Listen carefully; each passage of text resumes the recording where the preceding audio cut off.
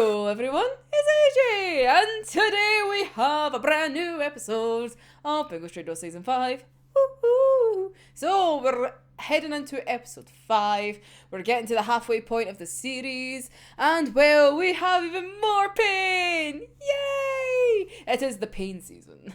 We're getting into it, everybody. Oh, what the coming weeks are gonna bring us is just absolute glorious pain. But anyway, let's dive into this one, shall we? So we kick off the episode with actually heading into the agency office and going being like, wait, what the fuck? Why is this nice and tidy? Basically it's like, didn't this not get like raided and whatnot by the police? And Kurikida just goes, look out the window. And Rampo just like twirling around, but like, so basically Poe, like just being an absolute blessing that he is, has created this lovely little pocket dimension for us so that we can have a lovely little agency meeting. Yay! Because he doesn't want to be in Antrim. He's just like, yeah, fuck having a meeting there. Let's have a meeting like in our actual place, but not actual place because, well, we can't actually go there. But let's pretend we are.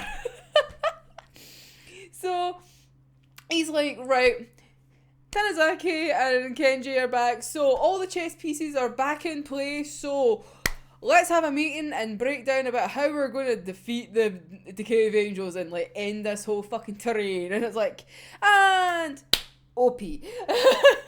And then just have a little nice wee banger, just go do do do do do do do do. Oh, such a good fucking OP. But anyway, so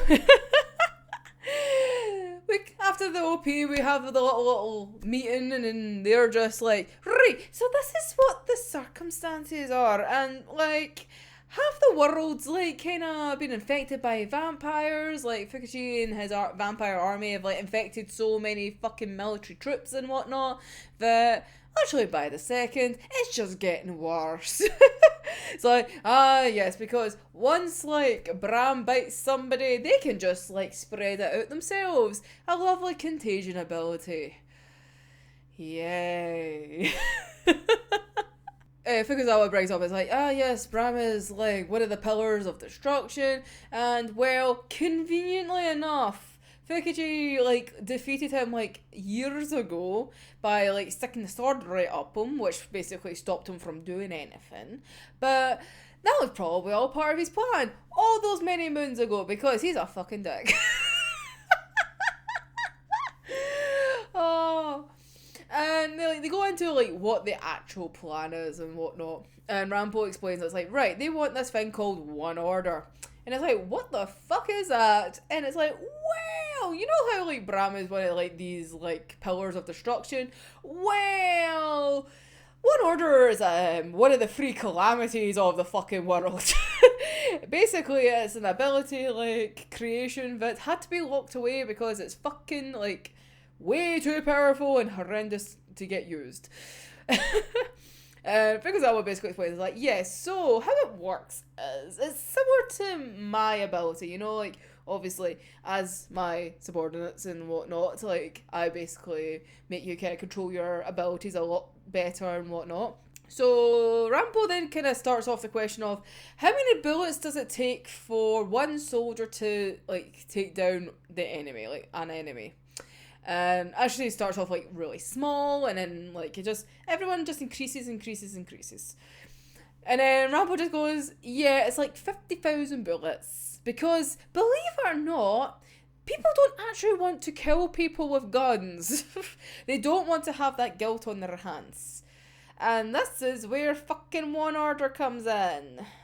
Yeah. So, this horrid thing created from war, lovely little love child of the creations of war and shit like that, is basically, here's this thing that will basically give orders to soldiers and they'll just do it without even thinking and they won't have any guilt. Sounds great! Until you realise about how people can use it for coups and shit like that. And it's like, yeah, this isn't actually that great after all. Oh no. So, they locked it away. They didn't destroy it. They locked it away in the fucking South Pole. Which is like half owned by the British and half owned by the French. Yeah. But As you do. I'm gonna say, like, see, like, the whole, like, moment of them, like, going through, like, collecting one order, because obviously the fucking government, like, United Nations went, hey, Fukichi, you can take this thing. Yay. But it's, like, it was nice actually seeing them animate, like, going in and, like, all the security and then going into this depths to then pick out this fucking box. But I have to pull up for the fact, why was it so well animated when there's other things that have happened so far that got the shit treatment? Because I completely forgot to rant about the whole beginning part of episode 4. I was so fucking focused on Bram that I forgot to rant about the fact that the Atagawa bit, like Bones, what the fuck are you doing? Why is Atagawa not allowed to smile? Like, why is he not allowed to show any emotion? Like, come on, that scene needed justice, and you fucked that up. Yet you're putting all the time and effort into this fucking scene to get one order out from the fucking South Pole. What is that about? Sorry, that is like one of my gripes with this episode. I was watching this and I'm like, are you actually serious? This looks good. Yet Atagawa can't get that iconic fucking panel like done justice for him. Anyway. So, after discussing like how dangerous this fucking thing is, right? They go back to the matter of Hannibal. Why does it, like, the Cave Angels want us? And then Rampo got a fucking love for it. It's like, you know what? It's cliche and like stale, but yeah, it's basically world domination that they're doing. And everyone's like, oh my god. Sorry, I just find it funny. But I just love the fact that Rambo just comes out and is like, yeah, you know what, it's cliche and it's like fucking lame, but yeah, it's world domination that they're doing. Like, couldn't they not do something better? Only Rampo. But yeah, so he goes on to explain the fact, like, right, okay, this is getting delivered in 12 hours time, like, Fukichi's gonna get it, which is then just gonna, like, he's going to send a message out to, like, all the troops and shit like that to then, like, basically just start the world domination through, like, the vampires and the armies and stuff like that. And it's like, so, we need to go meet them at the airport. Yay! And here we go. Here comes the airport arc. And we go to the airport and we get lovely little Aya, like, oh, I fucking love Aya. Aya in this fucking arc is just a fucking belter. Like, anime onlys, oh my god. See, if you do not like Aya in this fucking arc, we cannot be friends. End of. But yeah, she's just a fucking girl boss. But whatever, we'll get there when she does things, right? But, oh, love her to bits. So, Jouno, like, bumps into her, she goes off and be like, oi, watch where you're fucking going. And then just casually eavesdrops on, like, Jouno talking to Tetsu and Teruku, being like, is it ADA really gonna appear here? And Teruku, excuse fucking you, calling Rampo a brat. No fucking happy. Although it was probably Fukichi's words, but she was like, oh yeah, the boss man. The boss man? Yeah, the boss man. The boss man. He said that, like, he would work it out that it was going to be at this airport, despite that they, like, set up, like, numerous fucking decoys. What's the point in that? Like, when you know you have Rampo, like, what's the point of there was no need. But yeah, so they point out the fact that Rampo would work it out, it was at that airport. Hence why they're all at that airport. And then Jouno's being like, oh, well, if it's going to be that serious, maybe we should get, like, their loved ones and whatnot involved. Aya makes a noise and it's like, oh fuck. So Jouno just, like, turns around and goes, oh, hello! Your heartbeat's Captain in that, so that means you must be, like, connected to the ADA. Hi, I'm now going to fucking torment you for this little section, because I'm going to pretend to be a dick. Like, stop, like, harassing poor wee Aya. Like, Jouno, I love you, but still. Just don't do that to Aya. Especially because she's already had, like, a wee mini flashback when they've been bitching about the ADA on the fucking news, and then we get the wee flashback to the OVA that they did, where, like, Kurikida saves her, like, underneath the fucking train station and shit like that. Like, we've already had that moment. Like, you can't do this. Jouno having like his wee moments, like interrogating Aya and whatnot. Tenchu just like stabbing him in the fucking arse. I just love it. It's like you get that wee screen and it's just like the sword just going hoop. And then Jouno just be like, can you not keep stabbing me in the fucking arse? Which is like, how many times does he do that? Like, I love them. And then like they have like a wee mini petty fight and whatnot. And I'm just like fight. And then of course Fukiji has to come and ruin it all. I want them to have a little mini fight. Rude. But yeah, so he's like, you don't have time to fight, but here, Aya, I'm going to give you back your phone and be like, I want to protect your little smiles as I'm ruining everything. Shut up, you little hypocrite. I really fucking hate Fukiji, and I really hate I have to talk about him so much now, and I hate it. So Fukiji basically being like, right, we're all gonna split up. Jouno, you're coming with me. I need to show you something, and like we need to like get ready and prepare for when the A-Day strike in like 25 minutes time. So the two of them like go off, and like Fukuji's like talking to Jouno, being like, right, so what do you think of the A-Day's plan? Like, how well do you think it's been going and whatnot? Like, what's your thoughts? Just talk to me as we're walking through like all these back rooms and shit like that. And Jouno basically being like, I would really admire how they're really fucking people over. Essentially. They get to the room and like Fukuji's like, right, this is what I wanted to show you. And shows off Bram, right? Why does Fukuji have this fucking issue of, I'm going to show off Bram to all the people, right? When they can't fucking see. Like, he tries to show off Bram to Tachihara in the last episode after he slashes his eyes, i.e. when he can't fucking see, and Jouno is fucking blind.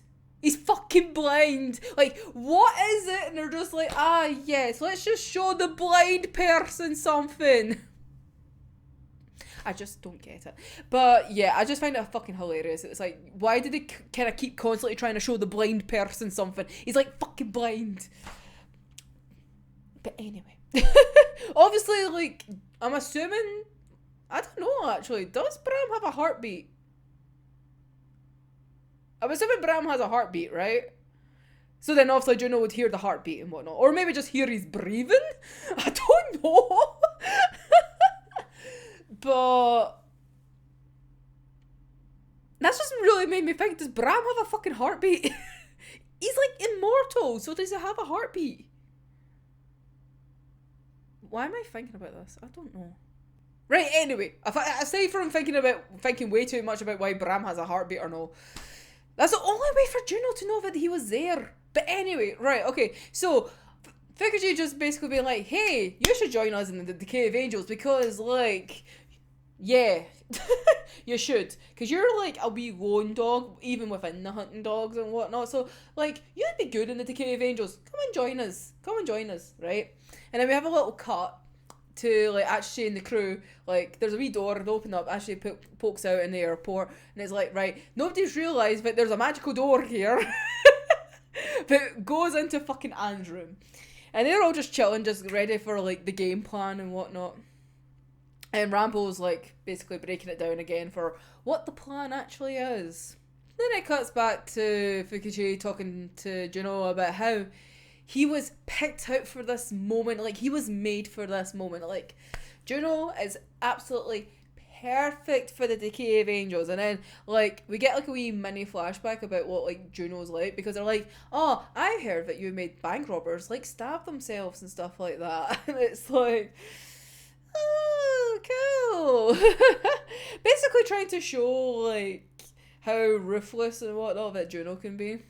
Also love, like, in this, like, flashback, you get to see, like, Juno's ability, like, properly, and it's like, ooh, see when, like, the guy tries to go slash his head, and then obviously the particles and whatnot, ooh! See how they found, I really like how they've done Juno's ability in this episode. I think it was fucking awesome.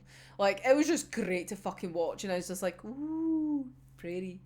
So, yeah, we get, like, a wee taster of Juno's ability with him being, like, separating his head and whatnot. coming back to the present, Fukuchi's just like, right, so part of your job, if you're going to join us, is I need you to look after Bram, because the ADA is probably planning to actually go after Bram, because Rampo's also like, we're cutting back and forth between him and Rampo, and Rampo's like explaining like, right, they think we're going to go after What Order, so let's make them think we're going to do that. But really, the easier target is actually to go after Bram, because the hunting dogs won't be protecting Bram, whereas the hunting dogs are going to try and protect One Order. Whereas then Fukuchi's just like, well, they won't suspect that a hunting dog is going to look after Bram, so this is how we're going to get them, because it's just how things fucking go.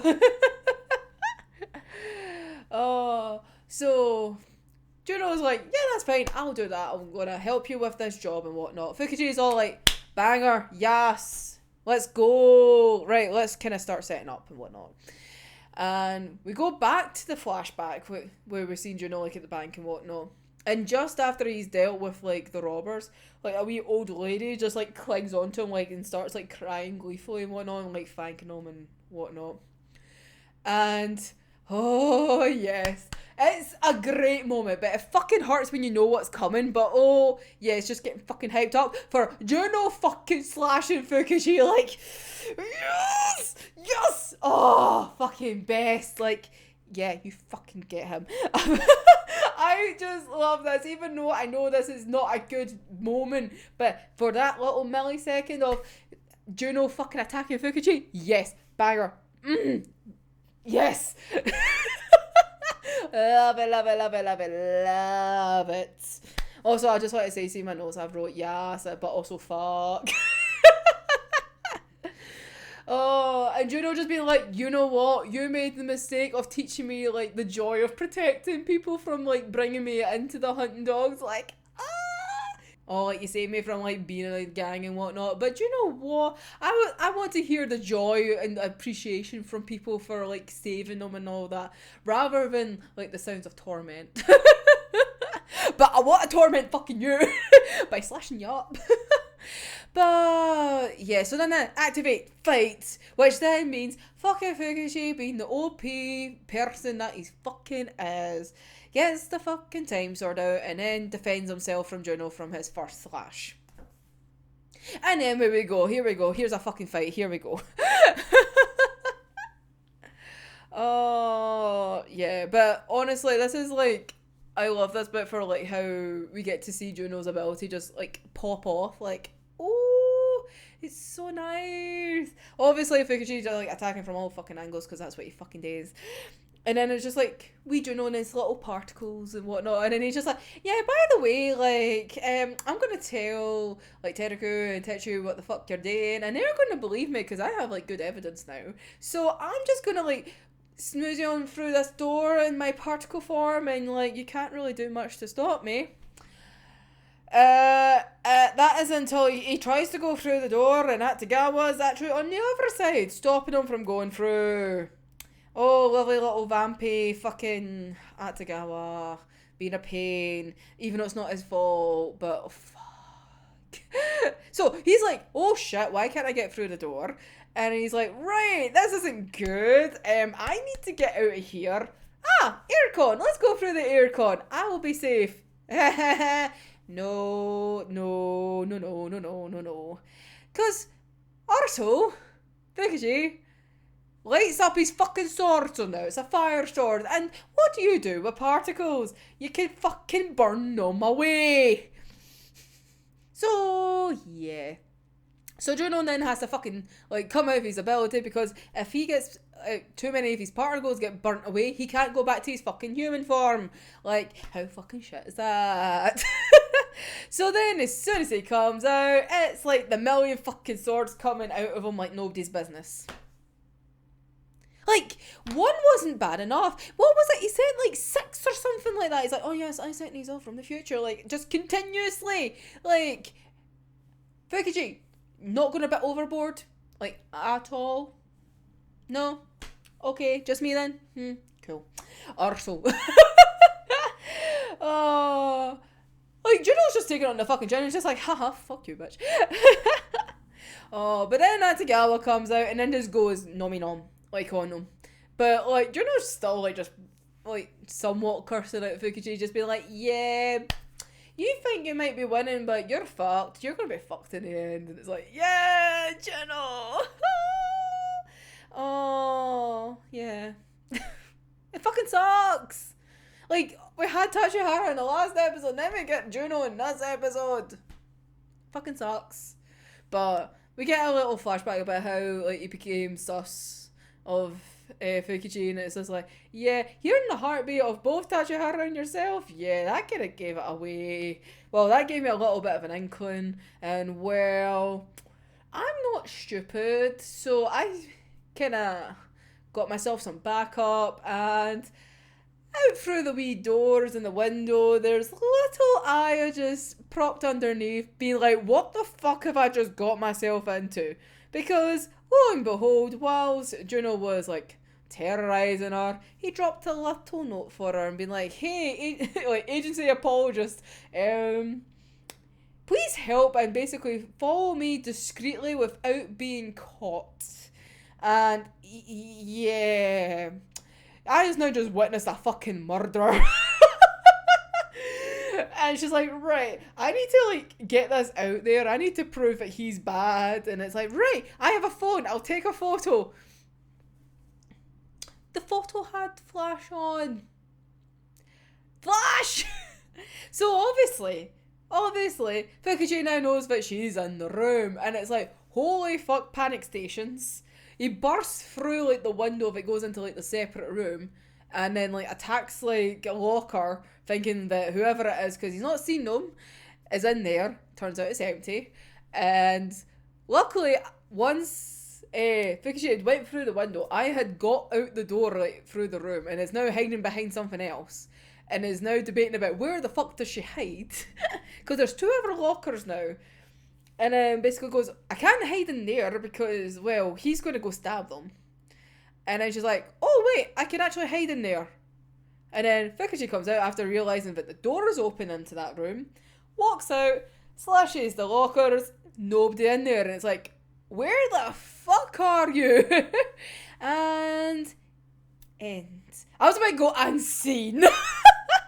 But no, that is the end of the episode, and I was like, see, after, like, when she was, like, saying, it's like, I can't hide there, and I was like, the music's just started coming, and I was like, no, why did this have to be the end? Like, I hate it. You get so invested, and then it's over. It fucking sucks. But, yeah, end of episode.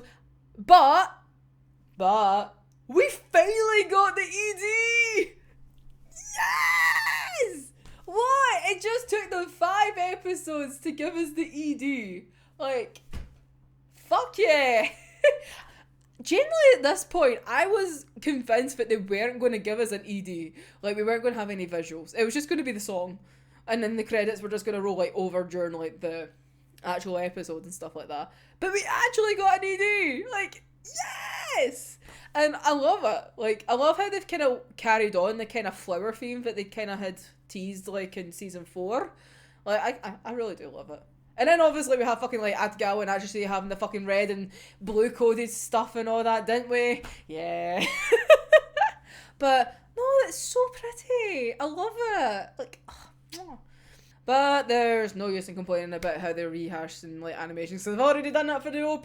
There's no need to do it for the ET. I have complained enough. But, oh, yes! Loved it. I loved how they done Jouno's abilities. So fucking good.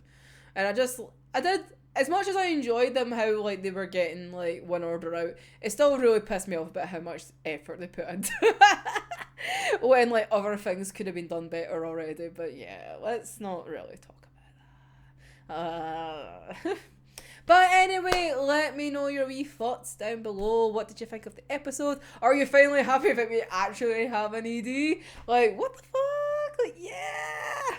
Also, what are you sad about, Jouno? It fucking hurts. And it's just gonna get worse from here. But in an exciting way, but also in a painful way. And oh yes, here we fucking go. Biller. So anyway, we will will be back next week with the 6th episode. And basically me ranting as always. But yeah, so I have a lovely little Bungo playlist if you wish to see more. And if you like this content, you can like, comment and subscribe. I have a lot of Bungo content and there's always more to come in the future. So anyway, until next time, I'm AJ and I'll see you in the next one. Bye bye.